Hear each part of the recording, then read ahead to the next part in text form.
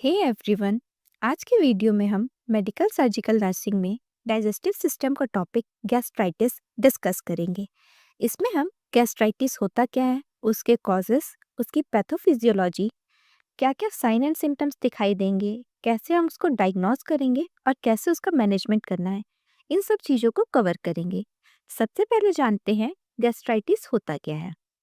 Gastritis is an inflammation, irritation, or erosion of the lining of stomach. It can occur suddenly or gradually. Gastritis क्या है? जो हमारे stomach का lining है, जो म्यूकस लेयर है हमारे स्टमक के सराउंडिंग में, जब वो डैमेज हो जाता है, यानी कि जब उसमें कोई भी अल्सर का फॉर्मेशन हो जाता है या उसमें किसी प्रकार का छेद या इरिटेशन होता है, तो उसको हम क्या कहेंगे? गैस्ट्राइटिस। वर्ड से ही समझ में आता है, आइटिस जुड़ गया है मतलब inflammation. It can occur suddenly, या तो ये अचानक से हो सकता है जिसको हम एक्यूट केस बोलते हैं, या फिर ग्रेजुअली मतलब विद इन टाइम धीरे धीरे करके ये म्यूकस लाइनिंग को डिस्ट्रॉय करता रहेगा, जो कि क्रोनिक तरीके का होता है। अगला हम देखते हैं इसके कॉजेस के बारे में। तो क्या क्या इटियोलॉजी हो जाएगी? सबसे पहले हमारा over use of aspirin and other anti inflammatory drug. जैसे कि बहुत सारी मेडिसिन होती हैं, जैसे एस्पिरिन है हमारा, और अदर भी एंटी इन्फ्लामेटरी ड्रग मतलब जो हमारे पेन किलर्स वगैरह हम लेते हैं, डाइक्लोफेनेक हो गया, आइबुप्रोफेन हो गया। इन सब मेडिसिन को बहुत ज़्यादा लेने से ये क्या है, हमारे स्टमक में जाके एब्जॉर्ब होता है, तो वहाँ पे जो लाइनिंग है स्टमक की उसको धीरे धीरे डैमेज करने लगता है। तो अगर हम बहुत ज़्यादा इसका यूज़ कर रहे हैं तो जो लाइनिंग है वो डैमेज हो जाएगी। अगला है एक्सेसिव एल्कोहल इनटेक।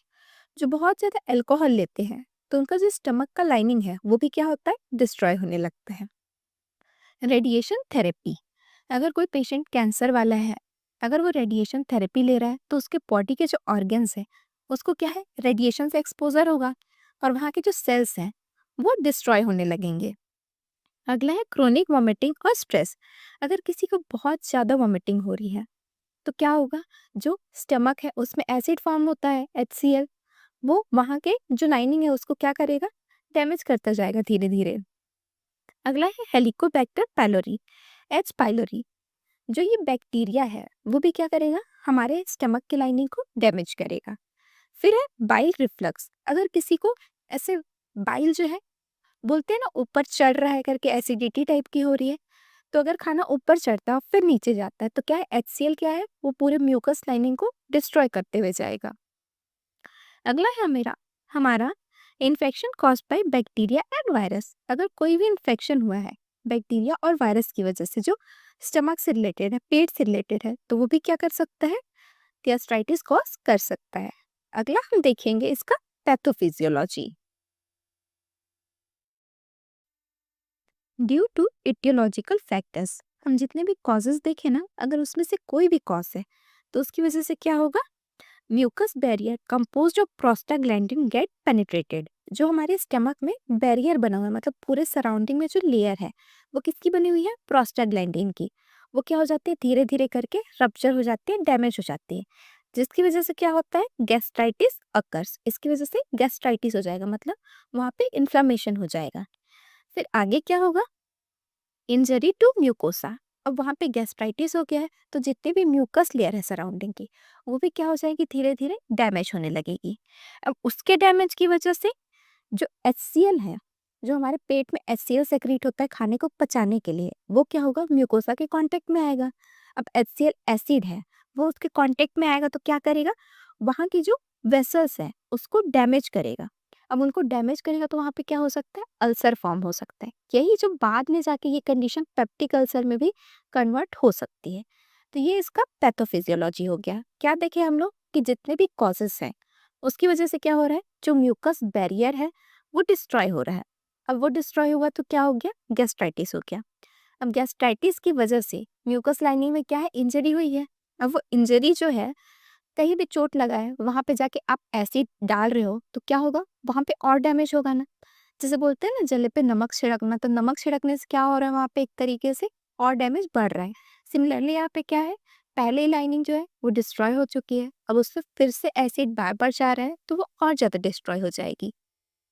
तो वहाँ की जो स्मॉल वेसल्स हैं वो भी डिस्ट्रॉय होने लगेंगे और क्या होगा, धीरे धीरे अल्सर का फॉर्मेशन होने लगेगा। अगला हम देखते हैं क्लिनिकल मैनिफेस्टेशन, यानी कि बॉडी में क्या क्या साइन एंड सिम्टम्स दिखाई देंगे। सबसे पहला है एब्डोमिनल डिस्कम्फर्ट एंड टेंडरनेस। अब ये पेट से संबंधी बीमारी है तो इसमें क्या होगा, एब्डोमिनल डिस्कम्फर्ट होगा ही, मतलब मरोड़ टाइप का लगेगा, अच्छा नहीं लगेगा। नेक्स्ट है हमारा रिफ्लक्स, एसिड फॉर्म हो रहा है HCl, वो क्या है ऊपर की ओर चढ़ने लगेगा।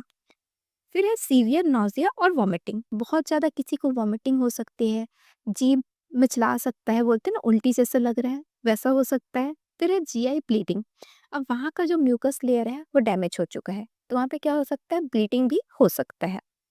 अगला है एनोरेक्सिया एंड हिक्कप, भूख नहीं लगेगा ऐसा हो सकता है, बार बार हिचकी भी आ सकता है। अगला है डायरिया, डायरिया भी हो सकता है। पर्सन को हेडेक भी हो सकता है, स्ट्रेस की वजह से भी हो रहा था तो हेडेक भी हो सकता है। अगला है बर्निंग और growing feeling in stomach between meals और एट नाइट, मतलब सीने में जलन जैसा होगा, खाने के बीच में भी हो सकता है या रात में जब वो सोए हुए हैं उस समय भी ऐसा महसूस हो सकता है। अगला है ब्लैक टेरी स्टूल, अब GI ब्लीडिंग हो रही थी, अब वहाँ से अगर ब्लीडिंग हो रही है तो क्या होगा, वो स्टूल में मिक्स होगा, और स्टूल में अगर ब्लड मिक्स होता है तो कैसा हो जाता है, थोड़ा सा ब्लैक कलर का, थोड़ा टेरी मतलब ब्राउनिश टाइप का स्टूल होगा। ये तो हो गया हमारा क्लिनिकल मैनिफेस्टेशन। अब अगला हम देख लेते हैं इसको कैसे आप डायग्नोस करेंगे। सबसे पहले क्या लेना है, पेशेंट से हिस्ट्री लेते हैं। हिस्ट्री में हम लोग पूछेंगे कि वो क्या कुछ ऐसा फूड खा रहे हैं जिससे उनका जो स्टमक है वो इरिटेट हो रहा हो। जैसे बहुत लोगों को बहुत ज़्यादा मसालेदार खाना सूट नहीं करता है, अगर बहुत ज़्यादा मसालेदार खाना खा रहे हैं तो क्या होगा, मिर्च मसाला वाला खा रहे हैं तो वहाँ की जो लाइनिंग है वो डिस्ट्रॉय होगी।